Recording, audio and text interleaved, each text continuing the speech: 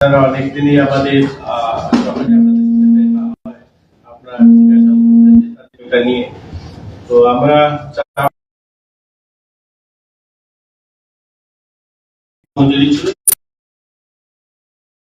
এটা কি আমরা কয়েকদিন আগে চা সমিতির ন্যূনতম মজুরি সংশোধনের দাবির ভিত্তিতে রাজ্য সরকার আমাদের মাননীয় বিধায়িকা আমাদের সঙ্গে উপস্থিত হয়েছে শ্রীমতী স্বপ্না দাস পাল মহোদয়া এবং আমাদের সমিত ঘোষ বাবু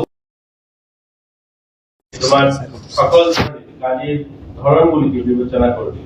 তদনুসার উক্ত কমিটি গত 28/5/2025 তারিখে চা শ্রমিকদের ন্যূনতম মজুরি সংশোধনের জন্য শ্রীমতী স্বপ্না দাস পাল মহোদয়ার সভাপতিত্বে ও অন্যান্য সদস্যদের উপস্থিতিতে এক আলোচনা সভা অনুষ্ঠিত হয়।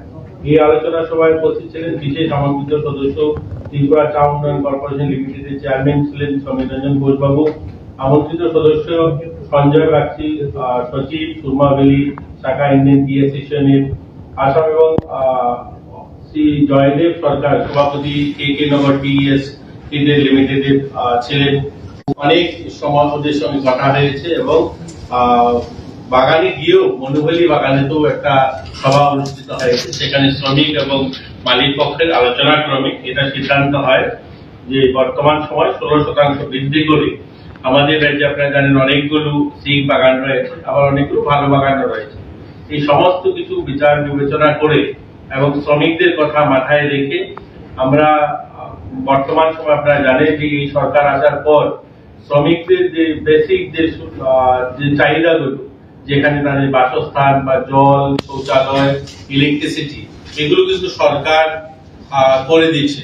আগে কি ছিল, বাগান মালিকরা তাদের ঘরের জন্য তাদেরকে টাকা দিতে হতো বা তাদের কিচেন রিপেয়ারিং বা বিভিন্ন এই যে তাদের মৌলিক যে চাহিদাগুলো পূরণের জন্য যে কাজগুলো বাগান করতো, এগুলো কিন্তু আর সরকার করছে।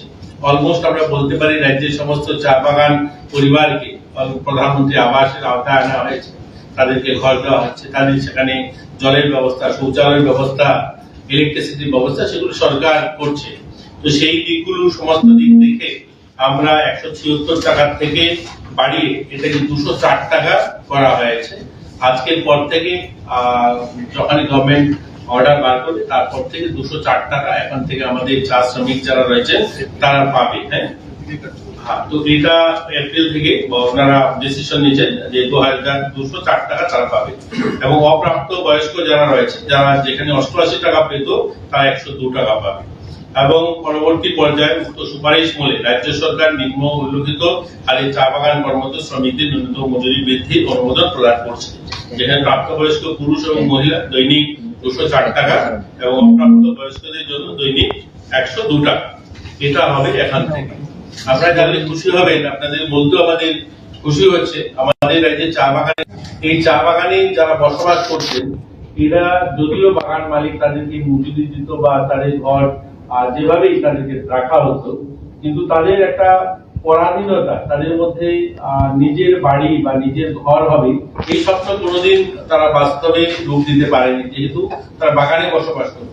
এই সরকার আসার পর আমরা বলতে সত্যি খুশি হচ্ছে যে আমাদের রাজ্যে 6585 পরিবার চা শ্রমিক পরিবার আছেন যারা বাগানে কাজ করে।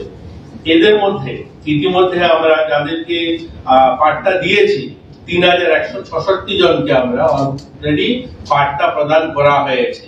অর্ধেক, অর্থাৎ যত চা বাগান পরিবার বসবাস করেন রাজ্যে তার প্রায় অর্ধেক পরিবারকে আমরা পাট্টা দিয়ে দিয়েছি এই লাস্ট 7 বছরে। বাকি কিছু সংখ্যক রয়েছে বিভিন্ন কারণে সেগুলো আটকা আছে, সেগুলো খুব শীঘ্রই আমরা তাদেরকে দেওয়ার জন্য কাজ করব। এবং যারা এই চা বাগানে বসবাস করে তাদের কাছে কিন্তু রেশন কার্ডও ছিল না, বিপিএল বা অন্তোদয় কোনো রেশন কার্ড তাদের কাছে ছিল না। এটাও এই তাদেরকে আমরা ঘরে জমির পাট্টা দেওয়ার পাশাপাশি আমরা কিন্তু তাদেরকে প্রায়োরিটি গ্রুপ রেশন কার্ডও দিচ্ছি। এই সংখ্যাটাও 4922 পরিবারকে ইতিমধ্যে আমরা প্রায়োরিটি গ্রুপ রেশন কার্ড ইতিমধ্যে আমরা দিয়ে দিয়েছি। বাকি যারা রয়েছে জমির পাট্টা দেওয়ার বাকি বা প্রায়োরিটি গ্রুপ রেশন কার্ড দেওয়ার বাকি, এগুলো অন প্রসেস রয়েছে, এগুলো খুব শীঘ্রই আমরা তাদেরকে দিয়ে দেব।